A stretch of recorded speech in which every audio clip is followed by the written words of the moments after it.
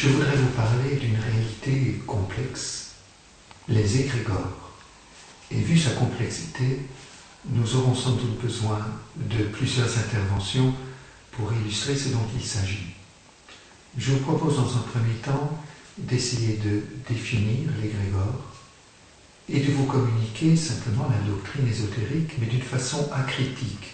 Je vous partage ce qu'on dit de l'égrégore dans les écoles ésotériques et occultes. Puis, dans une deuxième rencontre, nous aurons un regard plus critique que nous compléterons peut-être, si besoin est, par quelques illustrations. Alors, qu'est-ce donc que cet égrégore? Je dirais, en employant le langage ésotérique, que c'est une forme pensée construite par un groupe d'hommes qui ont une même intentionnalité. Je vais tout de suite être pratique pour me faire mieux comprendre. Pensez à un groupe de philatélie. Voilà un groupe d'hommes qui ont une même intention, rassembler des timbres rares, et qui se concentrent sur cette activité. Il semblerait que cette activité concentrée et focalisée sur un même objet provoque, suscite une forme pensée. Qu'est-ce alors cette forme pensée? Il s'agirait, j'appellerais, d'un champ énergétique.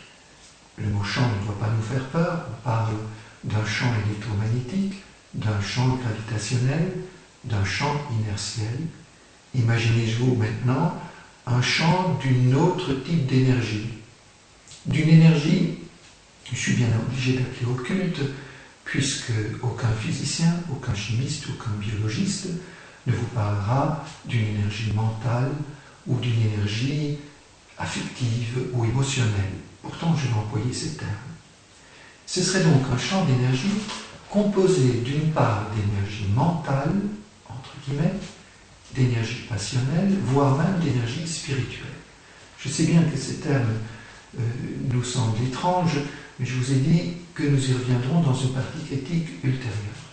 Gardons pour le moment cette vision qu'un ensemble de personnes qui se focalisent sur un même objet et qui se focalisent avec une certaine intensité déploient une énergie mentale, une énergie affective qu'ils mettent en commun. Je vous ai parlé de la philatélie. Je ne crois pas qu'il y a de grands élans passionnés dans le domaine de la philatélie. Mais pensez, cela fera comprendre cet aspect émotionnel très fort, pensez à un club de supporters de foot. Nous savons à quelle dérive cela peut conduire. Là, ce n'est pas tellement une pensée ou un élément mental qui domine, on se concentre sur son équipe, et c'est plutôt une libération de ce que saint Thomas d'Aquin appellerait les passions de l'âme.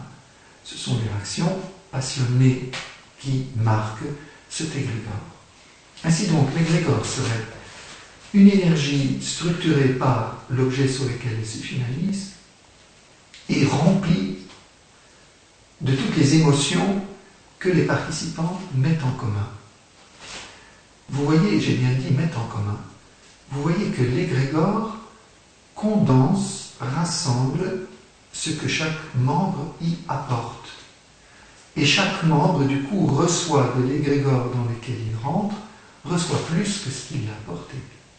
Il y a donc une interaction entre les membres et l'égrégore. Ce sont les membres rassemblés qui constituent l'égrégore, mais cet égrégore va adombrer les membres. Les membres sont sous l'ombre ou à l'ombre de l'égrégore, qui est comme un nuage au-dessus d'eux. Et il y a bien une interaction au sens où le membre nourrit l'égrégore, mais l'égrégore agit sur le membre. Pensez encore à un match de foot, où tout à coup les supporters ne se contrôlent plus et arrive à une sorte d'hystérie collective. C'est l'égrégore qui a provoqué un orage au niveau de cette énergie condensée et qui va s'actualiser dans les membres qui en font partie. Je voudrais donner un exemple beaucoup plus dramatique. Un témoignage d'un jeune, qui était jeune à l'époque, du temps de la montée du nazisme, et qui était très critique par rapport au discours d'un certain Adolf Hitler, et qui un jour va se rendre, plus par défi et par curiosité, à un de ces grands rassemblements. Pensez au rassemblement de Nuremberg, c'était à celui-là qui s'était rendu. Il y va dans une démarche critique. Et il explique lui-même qu'il a été saisi dans ce rassemblement, au-delà de ce qui pouvait se défendre intellectuellement contre ce qui était dit, il a été pris dans une sorte de, je dirais, une bulle énergétique. Vous comprenez, il a été saisi par l'égrégore. Il lui a fallu 3 jours pour se dégager de l'emprise de l'égrégore. Impressionnant de voir comment l'interaction est réelle. Pourtant, cet égrégore, c'est bien les membres qui l'ont construit. Il me semble d'ailleurs que nous touchons là un point essentiel des phénomènes sectaires et qui rend peut-être difficile la critériologie des sectes. Un des critères, c'est lorsqu'on fait pression, je dirais, physique sur les personnes pour les empêcher de repartir. Une secte efficace n'a pas besoin de faire pression physique sur ses membres. Car que propose la secte? Je pense à certaines particulières qui proposent une doctrine, un système plus exactement, qui a réponse à tout, souvent construit autour d'un personnage qu'on appellera le gourou, qui a rassemblé quelques adeptes qui ont nourri l'égrégore. Lorsque l'égrégore est suffisamment fort, il devient appelant. Si une personnalité un peu labile en quête d'identité, en quête de certitude, tombe dans l'influence, la zone d'influence de l'égrégore, il peut s'y retrouver, trouver là ce qu'il cherche, se nourrir de cet égrégore. Et lorsqu'il est adombré par l'égrégore, lorsqu'il est dans le groupe, il a l'impression de savoir, de pouvoir, tout ce qu'il cherchait, il le trouve. Si bien que lorsqu'il quitte la secte, lorsqu'il quitte l'égrégore, il se sent en manque. Et il reviendra sans qu'on ait aucune pression physique à faire sur le bonhomme, sur la personne, pardon. La personne revient précisément parce qu'elle est en quête de ce surcroît d'énergie qu'elle avait trouvé lorsqu'elle était dans le contexte de l'égrégore. Nous présentons toutes les ambiguïtés, toutes les manipulations que sont susceptibles d'être réalisées par la médiation d'un égrégore, c'est-à-dire par des personnes qui connaissent l'égrégore, qui savent de quoi il s'agit et qui savent l'utiliser. Certains groupes ésotériques utilisent des égrégores, construisent des égrégores, les fortifient, les amplifient et les utilisent pour agir. Et là, alors, nous sommes dans le domaine de la magie, où par cette énergie accumulée, on essaie de transformer les événements ou les personnes. Parfois pour obtenir des effets thérapeutiques. Ce n'est pas forcément toujours de la magie noire négative, ça peut être de la magie blanche. Mais elle fonctionne par le moyen de cet égrégore.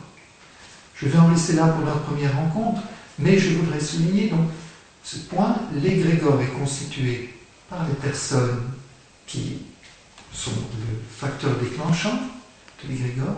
Cet égrégore va s'amplifier en fonction du nombre de participants, mais aussi en fonction de l'intensité de la recherche, de la focalisation de ses membres sur l'objet, et peut-être encore le plus en fonction de l'implication existentielle, je dirais plutôt passionnelle. Si je travaille dans l'égrégore et participe avec toute mon énergie, toute la passion de mon âme, là je fais un apport important d'énergie à l'égrégore. J'espère que j'ai plus ou moins pu faire une approche phénoménologique de l'égrégore. Dans une prochaine rencontre, je crois que nous aurons une attitude un peu plus critique, entre autres sur la terminologie utilisée et à travers cela sur la réalité visible.